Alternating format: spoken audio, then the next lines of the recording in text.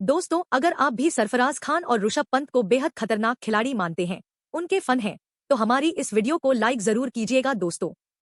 New Zealand के खिलाफ तीसरे टेस्ट के पहले दिन आया रविंद्र जडेजा और ऋषभ पंत का भयंकर तूफान तो खूंखार सरफराज खान ने ठोक डाला तूफानी दोहरा शतक। अपनी धाकड़ बल्लेबाजी से इन तीनों खिलाड़ियों ने रच दिया एक नया कीर्तिमान। जी हां दोस्तों, तो आखिर कैसे?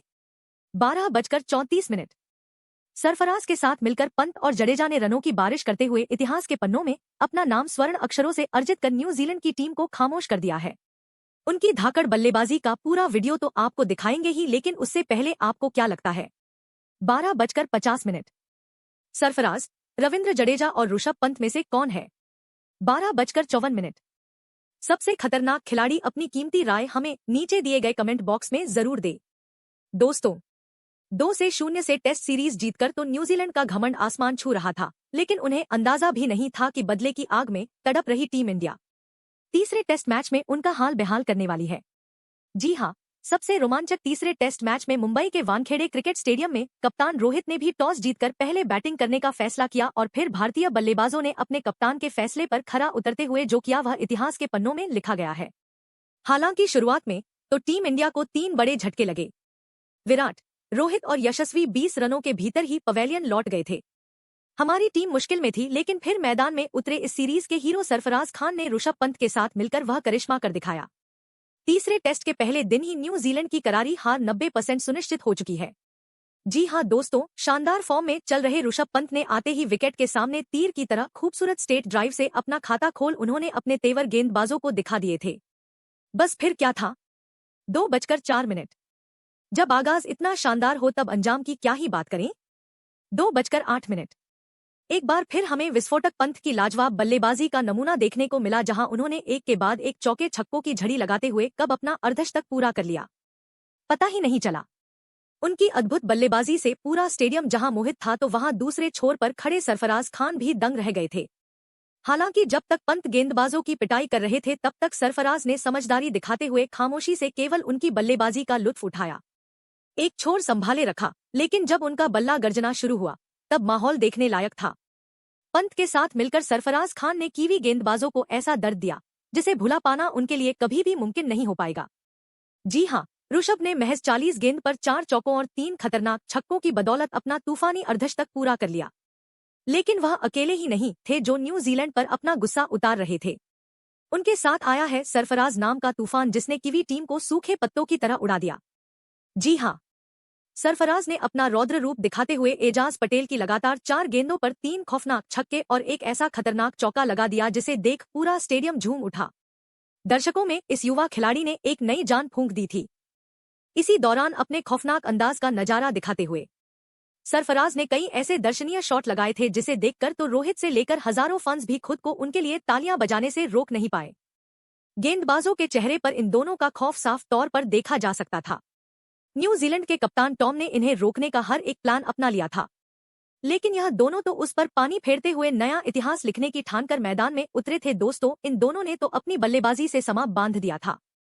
सरफराज ने तो पंत से भी 2 कदम आगे निकलते हुए केवल 33 गेंद में अपना अर्धशतक पूरा कर मैदान में तहलका मचा दिया था।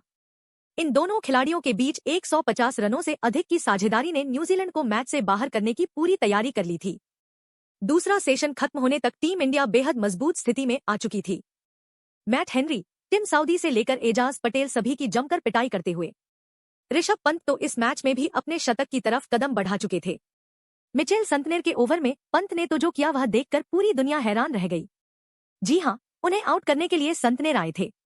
टॉम को लग रहा था कि यह गेंदबाज उन्हें विकेट दिलवा पाएगा, लेकिन यह उनकी बहुत बड़ी भूल थी।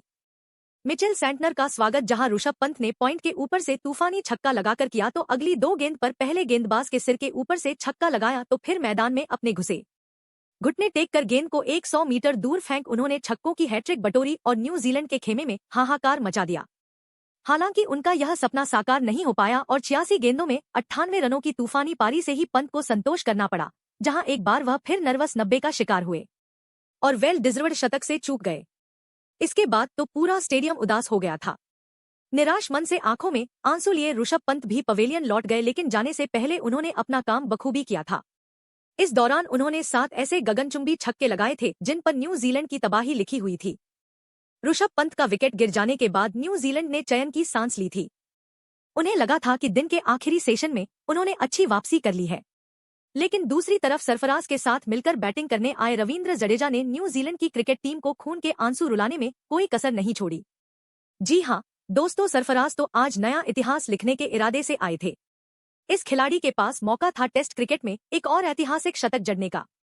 हालांकि इसी दरमियान वह आउट होने से बाल बाल बचे थे, लेकिन दोस्तों सैल्यूट है इस खिलाड़ी को।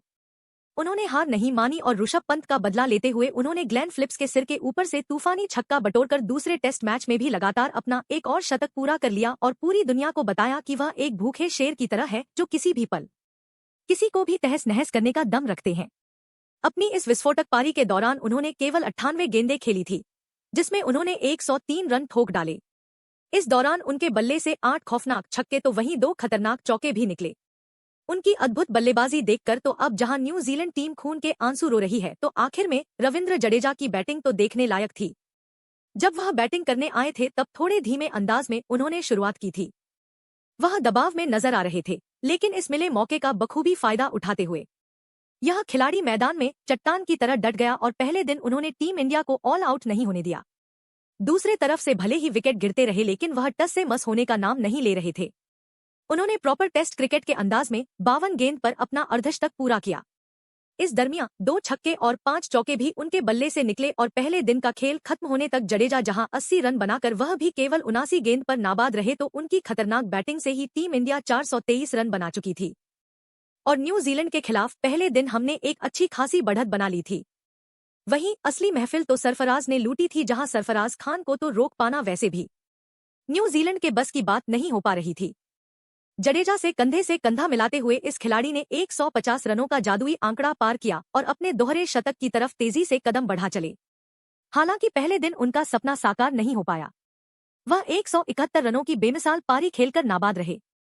इस दरमियान उनके बल्ले से 18 चौके और 4 तूफानी छक्के भी देखने को मिले और अब दूसरे दिन तो लोग उनका दोहरा शतक देखने के लिए बेकरार नजर आ रहे हैं। न्यूजीलैंड को तो भरोसा ही नहीं हो रहा था कि उनके हाथों से कैसे यह जीता हुआ मैच निकल गया। आखिर हो भी क्यों ना। 8:33।